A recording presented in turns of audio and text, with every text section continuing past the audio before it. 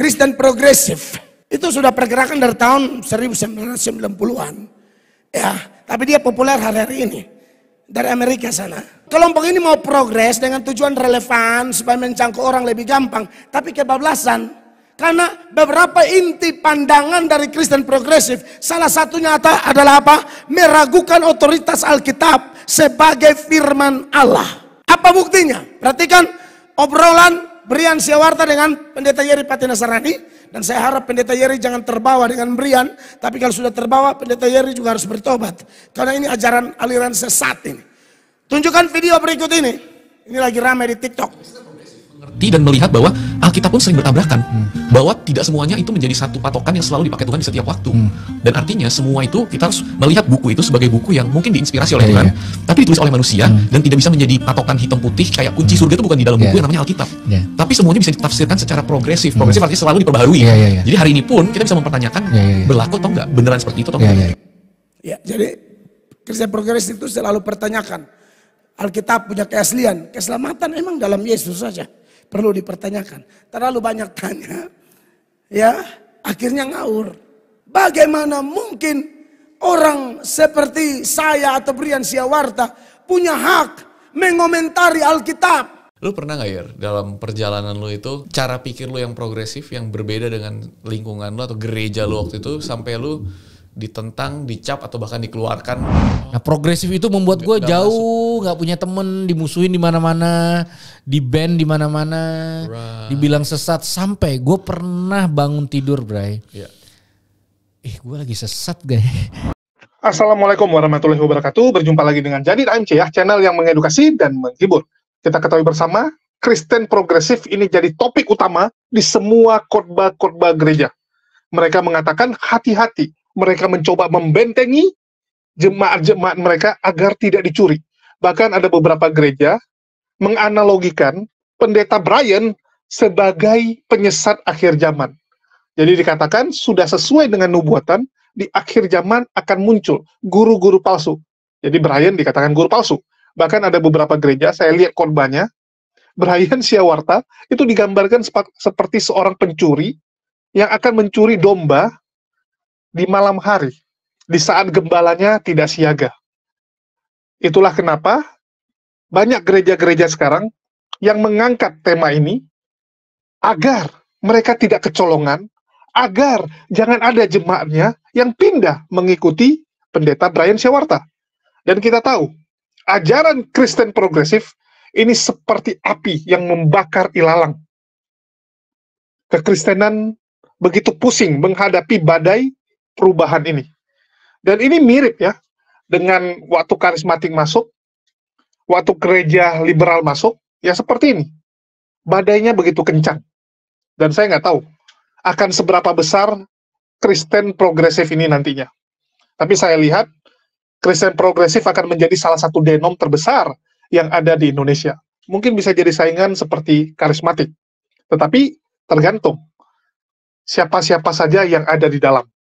Karena kita nggak bisa pungkiri, sosok dari orang-orang yang ada di dalam, yang mengurus gereja tersebut, yang menjadi pengajar, itu pasti berpengaruh.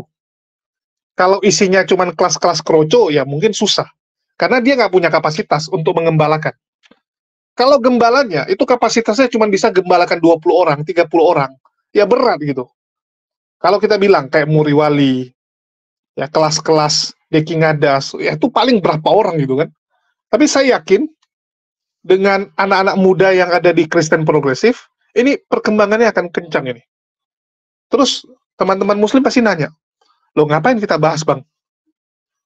Kenapa kita pergi seperti seakan-akan membantu promosi Kristen progresif? Jadi di sini saya jelaskan ya, buat teman-teman muslim yang belum tahu, kenapa kesannya kita itu mendukung Kristen progresif. Yang pertama, ini supaya menyadarkan orang-orang di luar sana, jangan sibuk menghujat Islam, jangan sibuk menyerang Islam, sementara internal kalian berantakan.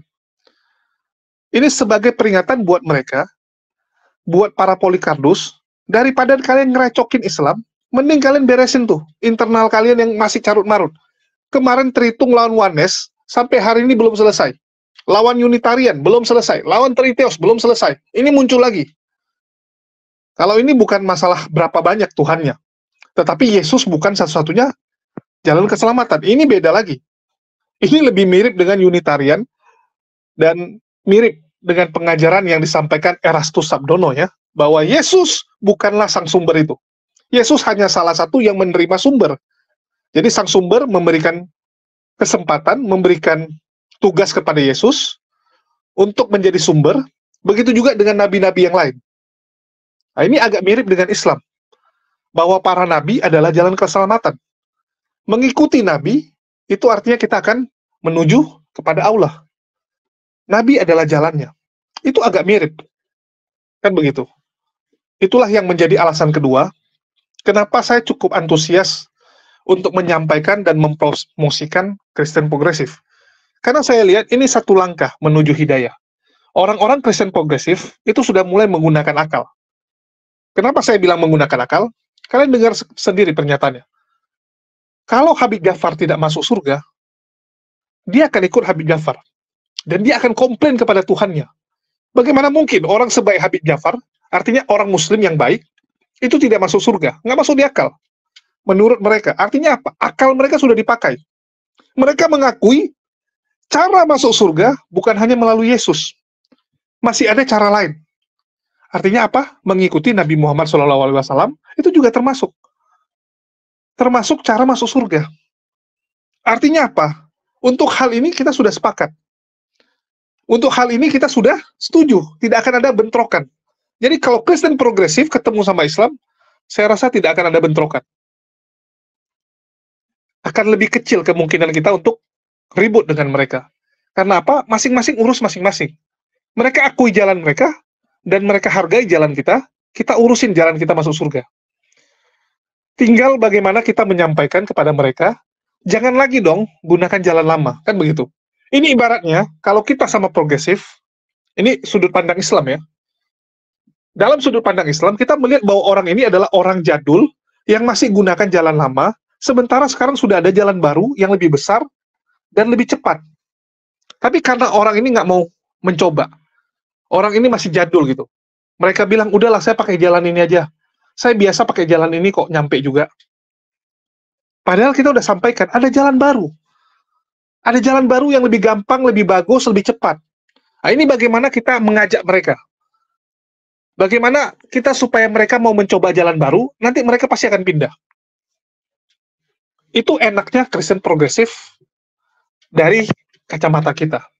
Itulah kenapa saya harus mengatakan ya, saya secara pribadi, tidak mewakili Islam ya, saya pribadi mendukung Kristen progresif untuk menggantikan kekristenan yang ada di Indonesia.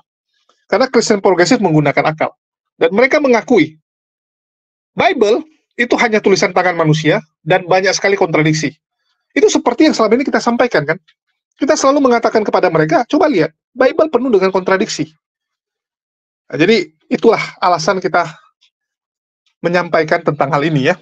Dan di kesempatan ini, di konten kali ini, saya cukup terkejut ya, dengan pernyataan pendeta Mel Atok, yang dia mengatakan dan dia berharap bahwa pendeta Yeri Patinasari, ya ini seorang pendeta, namanya pendeta Yeri sajalah.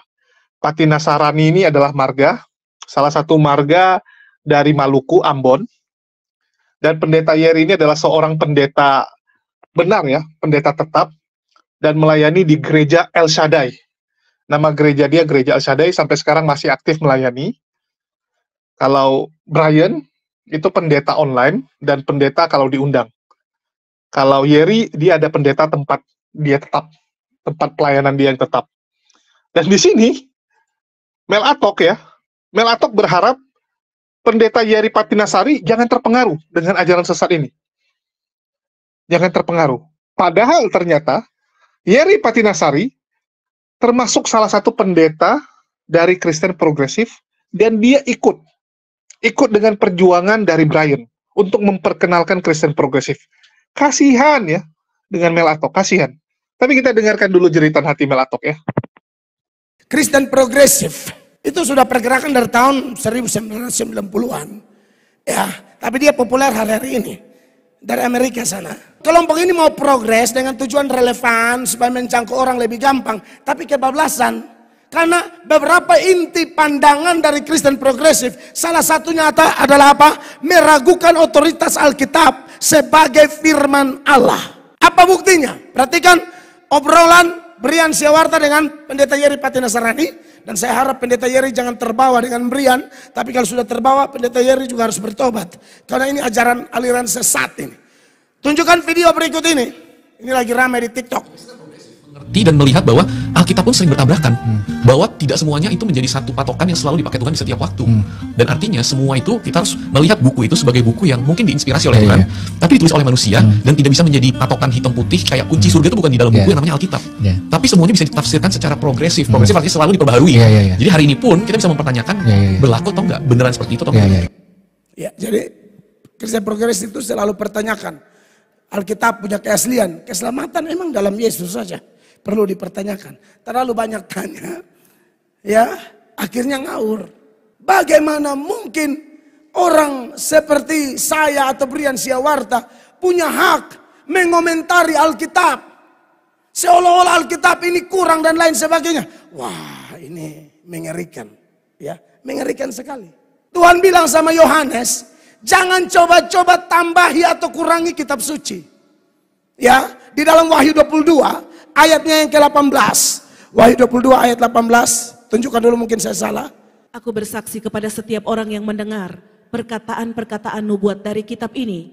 Jika seorang menambahkan sesuatu kepada perkataan-perkataan ini, maka Allah akan menambahkan kepadanya malapetaka-malapetaka yang tertulis di dalam kitab ini. Iya, 19. Dan jikalau seorang mengurangkan sesuatu dari perkataan-perkataan dari kitab nubuat ini, maka Allah akan mengambil bagiannya dari pohon kehidupan dan dari kota kudus seperti yang tertulis di dalam kitab ini. Ancamannya tidak main-main. Tapi kelompok Kristen progresif seperti Brian Siawarta dan kawan-kawan, dia pengikut di TikTok 1 juta loh. Makanya saya dan tim lagi pikirkan KKR Youth khusus di tempat ini. Kami akan buat dalam 1-2 minggu ke depan. Orang tua mungkin sudah aman, tapi anak muda ini saya pikiran, saudara-saudara. Saya pikiran sekali. Karena dia paling asik, gaul, nyambung, ngomong.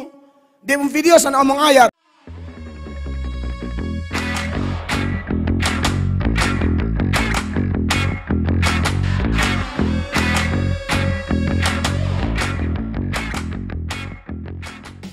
Dengan adanya sosial media ini, saudara terkasih, saya sering bilang kalau sosial media di tangan Tuhan dan alat-alat Tuhan, maka akan menjadi alat pemberitaan Injil yang sangat up to date, kontemporer, nyambung, relevan. Tapi kalau sosial media di tangan setan dan antek-anteknya, itu menjadi cara untuk membingungkan, membimbangkan, menggoncangkan iman dari orang-orang percaya. Itu dari waktu ke waktu, dari dulu sampai hari ini, setan masih pakai metode yang sama, ya. Apalagi hari-hari ini marak di sosial media seruan-seruan dari orang yang menyebut diri pendeta dari kelompok Kristen. Lalu berkata, tidak usah percaya Yesus, selamat tidak hanya dalam Yesus. Di luar Yesus pun bisa selamat. Ya, beberapa waktu yang lalu saya tanggapi orang yang katanya pastor atau bukan saya tidak tahu, Brian Siawarta, yang dia dalam dialog dia di satu podcast bersama seorang rohaniwan Muslim, Habib Jafar. Yang kelihatannya Habib Jafar ini suka sekali bergaul dengan agama lain. Nah kalau hanya sampai level itu aman. Karena kita semua memang orang Indonesia, apalagi ajaran Alkitab. Kita memang mesti bergaul dengan semua orang. Tapi pergaulan kita, keakraban kita tidak boleh mengorbankan kebenaran. Tidak boleh mengorbankan Injil. Nah yang kami lihat di sosial media itu sudah sampai level mengorbankan Injil. Ya. Dan itu kami mau bahas panjang lebar malam ini, saudara-saudara, dan saya harap membantu kita, menolong kita, menguatkan kita bersama. Apalagi orang-orang muda ya. Kalau orang-orang tua pasti akan susah terima seperti Brian begitu, karena dia khotbah, dada terbuka, tato kiri kanan. Orang tua langsung mental, tapi anak muda itu agak kelihatan bisa terima karena dianggap gaul, relevan, progresif. Karena mereka menyebut kelompok mereka adalah Kristen progresif, artinya mau sesuai zaman, tapi faktanya adalah sekarang sudah ada. Mereka bilang tidak usah percaya Yesus, selamat kok, asal baik, asal saleh, selamat gitu. Nah maka dari itu pada hari ini, mulai minggu ini dan minggu depan dan seterusnya, karena minggu depan kita perjamuan kudus, saudara-saudara. Setiap bulan itu ada perjamuan. Karena minggu lalu sudah perjamuan di pas Jumat Agung, minggu ini kita tidak di sini karena terlalu dekat, maka minggu depan kita perjamuan kudus. Nah, kekasih Tuhan, saya mau bahas Injil Matius pasal 28 ayat 19-20 di bawah tema The Great Commission atau amanat agung, saudara-saudara. Mari kita baca ayat ini, 1, 2, dan 3. Karena itu, pergilah, jadikanlah semua bangsa muridku dan baptislah mereka dalam nama Bapa dan Anak dan Roh Kudus. 20. Dan ajarlah mereka melakukan segala sesuatu yang telah kuperintahkan kepadamu, dan ketahuilah aku menyertai kamu senantiasa sampai kepada akhir zaman. Ini adalah The Great Commission atau amanat agung dari Tuhan Yesus Kristus. Keinginan Tuhan Yesus adalah semua bangsa harus menjadi muridnya. Kenapa semua bangsa harus menjadi muridnya? Karena memang hanya dialah satu-satunya jalan menuju surga. Kalau ada jalan lain, tidak perlu Tuhan Yesus bilang pergi jadikan semua bangsa muridku. Harusnya Tuhan Yesus bilang pergilah jadikan beberapa bangsa yang mau supaya jadi murid, yang lain nanti orang lain, begitu. Tapi ternyata tidak, ya. Dan memang berkali-kali saya ingatkan kepada jemaat bahwa doktrin ini bagi beberapa orang kuno, tapi bagi saya lebih baik kuno tapi alkitabiah daripada modern tapi sesat. Ulang, lebih baik kuno tapi alkitabiah daripada modern tapi sesat. Mau gaul, mau menjawab zaman, tahu-tahu kebablasan. Itu yang kita terus-menerus ajarkan dari mimbar ini, dari sosial media ini kepada semua yang mengikuti. Bapak Ibu, jemaat yang diberkati oleh Tuhan Yesus, semua bangsa harus jadi murid Yesus karena Tuhan Yesuslah satu-satunya jalan. Tidak ada yang lain. Iya, kasihan ini dengan pendeta Melatok ya. Dia berharap kalau bisa kan jangan adalah pendeta-pendeta yang ikut menjadi bagian dari gereja Kristen progresif. Karena kalau makin banyak pendeta artinya makin banyak gembala, makin banyak jemaat yang bisa mereka urus.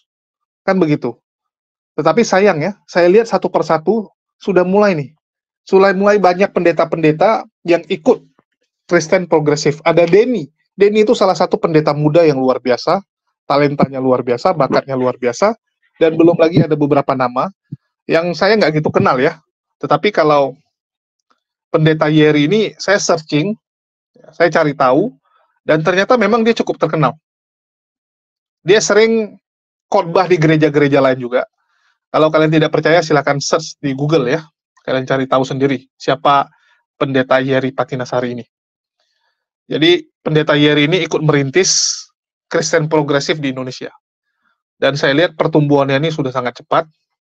Apalagi Kristen progresif ini bagus lah kalau saya bilang ya, dibandingkan dengan Kristen konservatif. Kalau Kristen konservatif ini kan anti kritik. Kalau ada yang bilang Bible mereka kontradiksi, ngamuk mereka. Padahal kita bawa data. Mereka bilang, kami tidak peduli dengan data kalian. Pokoknya Bible iman Tuhan. Pokoknya Bible kebenaran. Pokoknya dan pokoknya. Seperti yang selama ini kalau kita diskusi dengan Polycarpus. Mereka selalu bilang apa? Pokoknya, pokoknya, pokoknya gitu. Anti kritik. Kalau ini mereka terima, salah, mereka akan katakan salah. Dan mereka akui bahwa Yesus bukan satu-satunya jalan keselamatan. Agak bagus. Daripada yang lain-lain, Polycarpus itu kan ngotot. Wah, pokoknya Yesus Tuhan, nggak mau tahu saya. Apapun bukti yang kalian tampilkan, pokoknya dia harus jadi Tuhan ya. Harus jadi Tuhan gitu. Kan kacau. Kalau ini agak realistis ya, realistis. Sorry ya, ini udah terplekok-plekok lidahnya. Ini realistis juga. Mereka melihat bahwa ya dia salah gitu. Harus kita akui. Cuman mereka masih mencoba menambal sulam ajaran ini. Tetapi kalau pelan-pelan kita sampaikan, jalan lama ini sudah nggak bisa dipakai. Mau kamu tambal sulam gimana pun, jalan ini akan berbahaya. Nanti ada orang tersandung, karena kan tambal sulamnya ketinggiannya beda-beda. Dan tidak nyaman jalan itu. Ini sudah ada jalan baru, jalan tol, jalan mulus. Kenapa nggak dipakai jalan yang baru, kan begitu. Jadi kita akan dengarkan ya, ini Pendeta Yeri Patinasari akan menjelaskan Kristen progresif, dan dia sendiri sudah mengaku siap untuk dihujat. Dia sendiri udah siap ya, dengan segala konsekuensi, bahwa dia akan dihujat habis-habisan oleh para laskar Polikardus tentunya. Tetapi ya kita semangati aja. Ya kita semangati, semoga mulus lah jalan mereka. Oke, kita dengarkan dulu. Udah nggak dilakukan lagi dulu. Iya. Sekarang ya balik lagi yang tadi, satu istri, satu suami, istrinya ada 1000 gitu kan. Kan itu ternyata kayak, oh itu adalah Alkitab tuh cerita apa yang Tuhan kerjakan di zaman itu dan bagaimana ke zaman ini mungkin akan berubah gitu. Gue share ya apa yang gue belajar. Jadi satu kali Yesus itu memprovokasi progresif murid-muridnya dengan pertanyaan. Iya. Yang mana nih? Menurut lu gue siapa? Itu kan menarik ya. Dia nanya pendapat tentang dirinya, apa tentang dia. Jadi Yesus itu siapa gitu loh. Karena pertanyaan itu membuat orang harus membongkar gudang informasinya. Mau itu progresif mau enggak, dikeluarin gitu. Nah, menurut orang dan menurut kamu siapa? Nah, dalam kontekstual komunikasi itu semua ada opini yang keluar kan, yang didengar oleh telinga Yesus. Yeremia, karena mungkin Yeremia nabi yang punya belas kasihan. Dia ini mirip salah satu dari nabi sebagainya. Lalu muncullah statement dari Petrus kan. Engkau adalah anak Allah. Nah, perbedaan antara yang lain ternyata gini. Waktu lu ditanya, sebenarnya yang nanya itu lagi mencoba mencari tahu perspektif selektif lu. Nah, apa itu perspektif selektif? Misalnya gini, gak apa-apa ya kita ngobrol ya. Ada dua orang ngobrol, satu dari kota, satu dari kampung. Sementara ngobrol ada suara jangkrik, bro. Nah, yang dari kampung bilang, orang kota, kita tes. Dengar suara jangkrik gak? Orang kota mana pernah denger? Gak ada. Mereka berdua cari ketemu. Oh, jadi orang kampung telinganya lebih tajam daripada orang kota. Nah, gak lama kemudian yang orang kota ini anaknya datang dari sekolah, jatuhin koin di karpet. Ditanya orang kota sama orang kampung, lo dengar suara duit nggak? Hah? Nggak ada. Bener, dicari ada. Nah, yang satu dengar suara jangkrik jago karena jangkrik penunjuk jalan di kampung. Orang kota butuh duit. Berarti telinga hanya mau dengar yang dia butuh dan yang dia mau. Kalau nggak percaya, kalau ada yang suka nyatet khotbah, cek. Kita cuma catat yang kita butuh dan kita mau. Nah, progresif itu biarkan aja. Cuma kita jaga selektif kita. Orientasi lu apa? Menarik. Industri, terkenal, duit, gait cewek, nafsu. Selama perspektif selektif kita sehat, biarkan aja keliaran terjadi. Bahkan keliaran sangat dibutuhkan. Yang dijaga jangan nih orang liar apa enggak, orientasi lu. Karena hati-hati dengan telinga kita. Gue ingat di Kelapa Gading itu ketika uang parkir dari 3.000 ke goceng, itu supranatural, tukang-tukang parkir punya pendengaran starter mobil di jauh. Karena goceng, bro. Telinganya akan menangkap apa yang dia butuh. Gitu kan. Kalau lu suka anime, ada ketertarikan, jadi selektif lu. Nah, itunya aja dijaga. Bagus tuh. Itunya aja dijaga. Iya kan? Kalau lu emang punya selektif, bukan masalah firmannya. Bukan masalah sumur pengetahuannya. Elunya, guanya. Nah, kita butuh kesetaraan untuk saling mengingatkan. Karena kalau ngomong elunya, nggak ada superior. Betul. Gue bisa jadi bangsat, lu juga bisa bangsat. Jadi Bray, mumpung gue waras nih, kalau gue udah mulai bangsat, nah gue kasih pipi gue nih, lo tampar deh. Karena kalau bangsat gue udah mulai muncul, gue lawan lo. Lo juga gitu. Udah kita bertumbuh bersama-sama. Benar. Suka sih gue. I see. Jadi progresif bukan sesuatu yang harus ditakuti. Benar. Bukan sesuatu yang harus nanti naluri membunuh. Right. Orang yang kita anggap beda itu muncul. Iya. Tapi banyak loh dari gereja-gereja, karena di Indonesia kan kebanyakan gereja mungkin lebih tradisional ya. Iya. Orang-orang yang pikirannya mulai sedikit progresif aja, artinya dia mulai mempertanyakan dan mulai selalu akan dicap sebagai ya mungkin nggak langsung sesat lah, tapi biasa bilangnya sih pemberontak gereja gitu kan. Makanya yang mulai tatoan lah, yang mulai inilah, yang mulai berpikir untuk dirinya sendiri. Setidaknya beda dengan instruksi dari pemimpinnya lah. Betul. Itu dicap dan dibuang jadinya. Gue mempercayai orang bisa bertumbuh di luar gereja.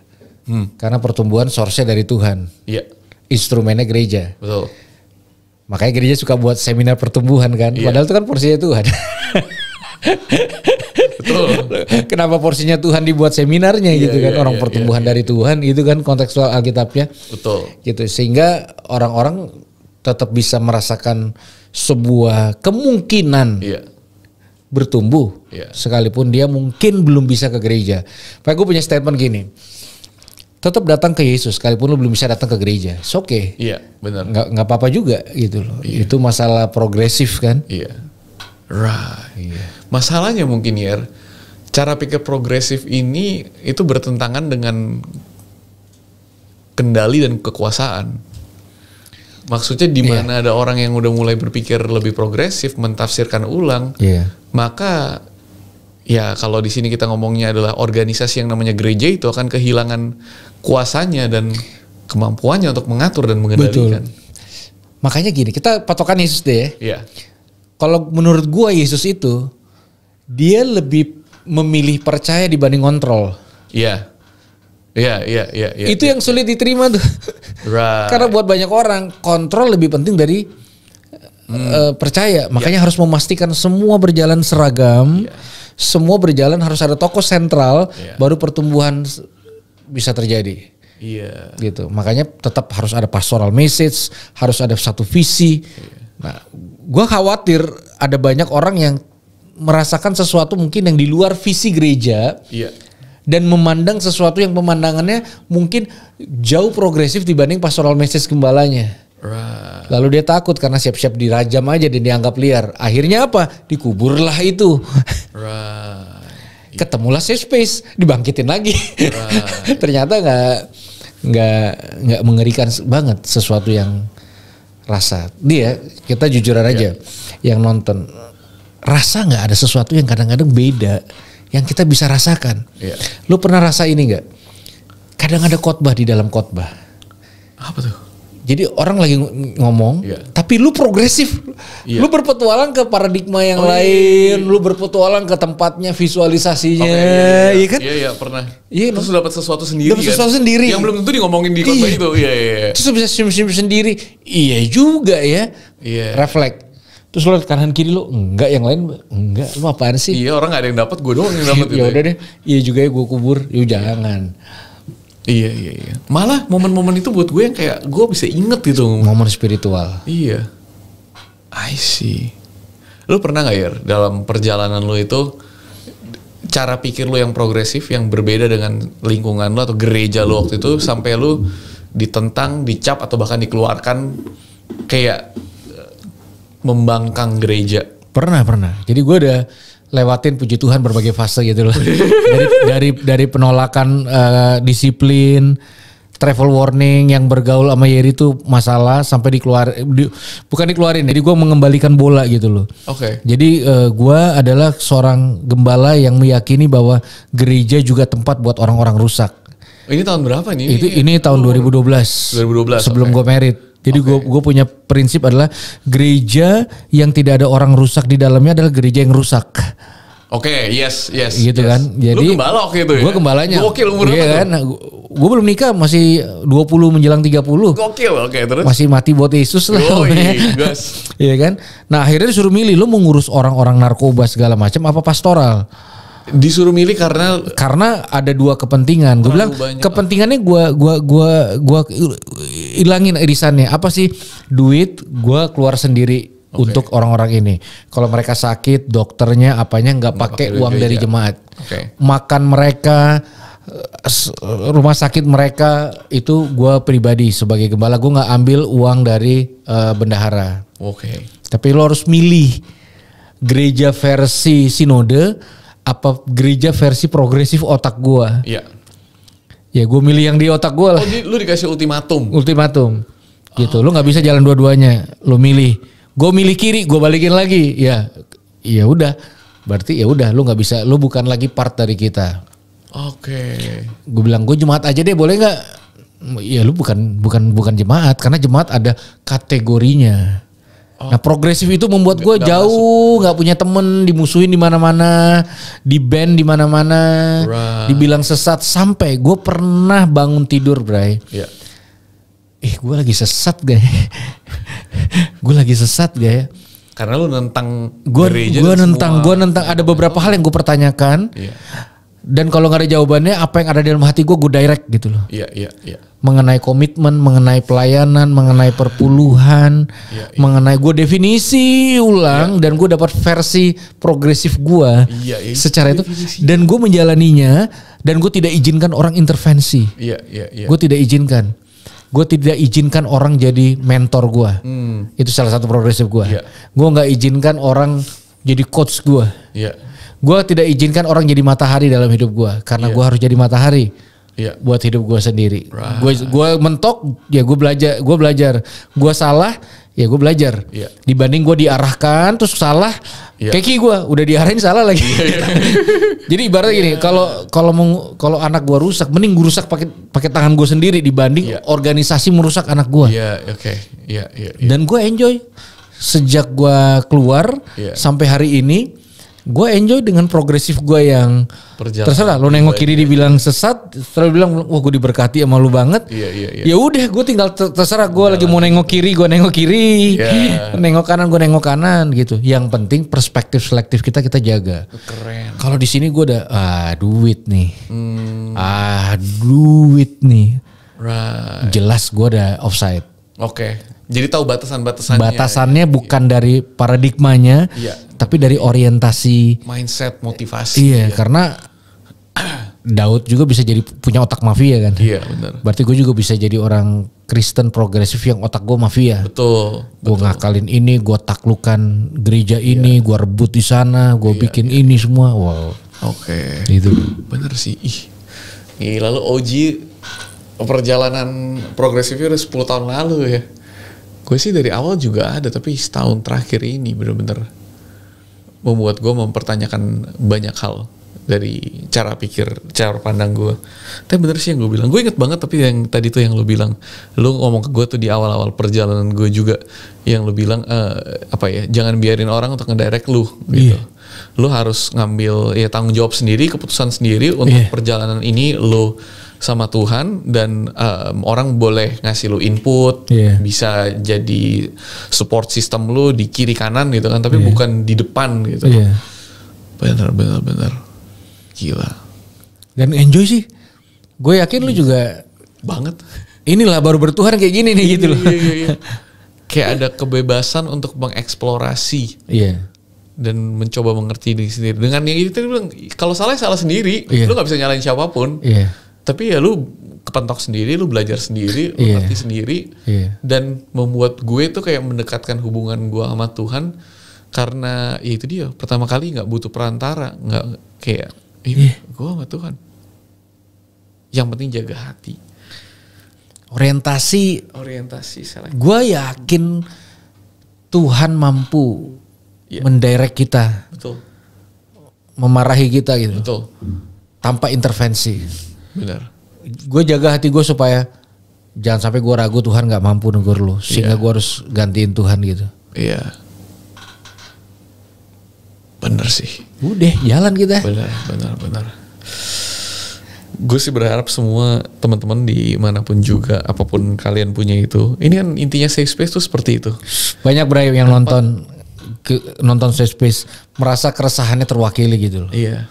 Mereka ngerasa kayak gitu loh. Mereka mau pelayanan di luar gereja misalnya, kepentok dengan statement, gak bisa, lu mesti fokus ke dalam.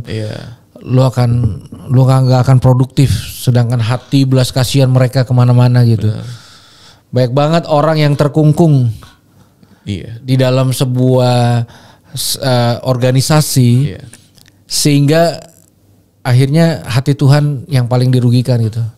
Jadi kesempatan ini jangan kubur. Benar. Mendingan kita bertempur secara emosional dengan seseorang daripada kita harus mengubur passionnya Tuhan. Benar. Dan passionnya Tuhan itu adalah segala-galanya. Alasan kita masih bernafas. Betul.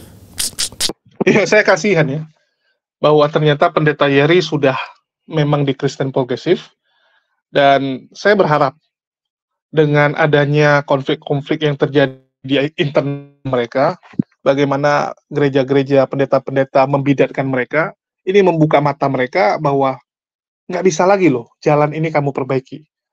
Saya kasihan ya, ini ibaratnya mereka lagi mencoba memperbaiki jalan-jalan yang rusak, lobang-lobang yang ada di jalan tersebut, tapi mereka dilempari oleh warganya. Jadi warganya bilang, udah jangan kau tambah lagi jalan, gara-gara kau perbaiki jalan kami nggak bisa lewat. Karena kan kalau jalan diperbaiki, otomatis yang pengguna jalannya akan susah kan. Misalnya sebelah kiri lagi diperbaiki, ya mereka cuma bisa pakai sebelah kanan. Nanti kanan diperbaiki, mereka cuma bisa pakai kiri. Jadi warganya nggak setuju. Dia bilang, udahlah nggak apa-apa, rusak jalannya. Yang penting kita bisa jalan. Walaupun gedebuk jalannya kan. Jadi semoga Yeri dan para pendeta yang ada di Kristen Progresif ini bisa terbuka matanya. Bahwa sekarang sudah jalan baru.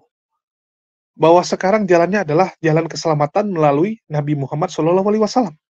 Ini yang akan kita terus edukasi kepada teman-teman Kristen Progresif kita. Karena kalau saya lihat, seharusnya diskusi dengan mereka ini lebih bisa menggunakan akal. Lebih nyambung. Kalau udah pakai akal kan bisa nyambung nih. Kita kasih data, mereka lihat, oh kalau mereka merasa betul, mereka akan terima. Kalaupun ada penolakan, ya paling mereka diam. Bukan ngotot bilang, pokoknya. Kalau sama yang konservatif, kita kasih data, mereka nggak mau terima. Mereka maki-maki, wah kamu ini ya, kamu nggak ngerti, kamu harus diurapi dulu, kamu harus masuk Kristen dulu, baru ngerti. Harus ada Roh Kudus, baru bisa ngerti. Apa-apaan gitu. Untuk ngerti Tuhan, harus pakai roh-roh segala. Ini Tuhan atau apa gitu? Bukankah Tuhan menciptakan manusia, itu berbeda-beda kemampuan, dari yang IQ-nya rendah sampai tinggi.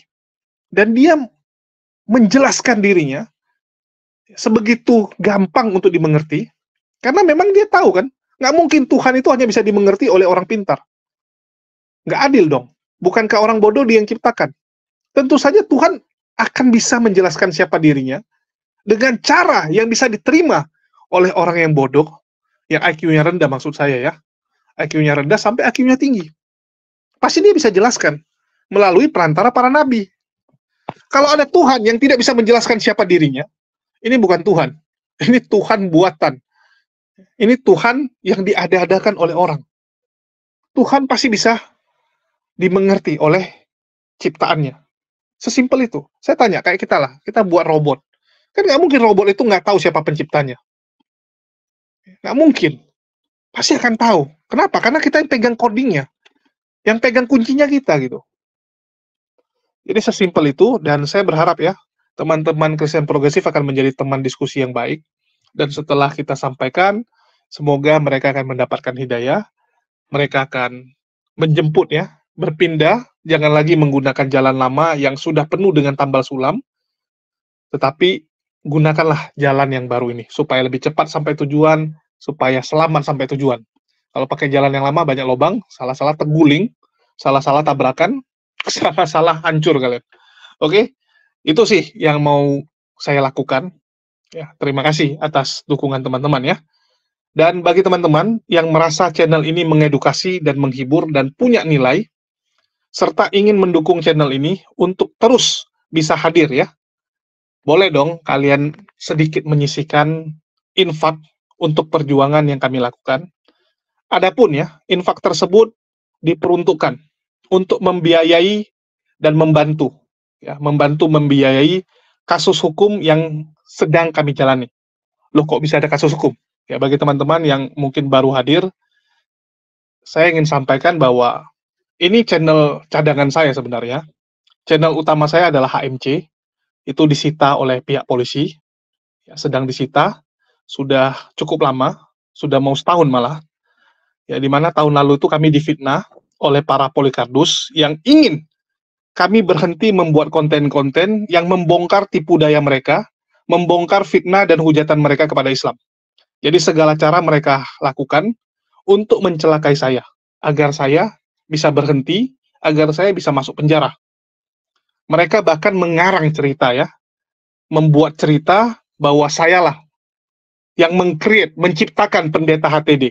Bagi teman-teman yang nggak tahu, pendeta HTD ini adalah pendeta yang narsis, ya, dia yang menyatakan bahwa titik Yesus, titik ya. Jadi dia ngomong tentang titik Yesus dan saya sampaikan. Sama seperti ini, yang ngomong Yeri, saya sampaikan. Yang itu juga sama, dia ngomong titik Yesus, saya sampaikan, terus saya yang dituduh menciptakan pendeta itu. Saya yang dituduh memberikan gelar kepada dia pendeta, padahal dia bukan pendeta, bahkan saya yang suruh dia ngomong itu. Artinya saya produsernya. Mereka fitnah seperti itu ya. Segala cara memang mereka halalkan untuk mencelakai orang lain. Jadi bagi teman-teman yang tergerak untuk mendukung saya, ya, kami masih sangat butuh bantuan kalian untuk menghadapi masalah ini.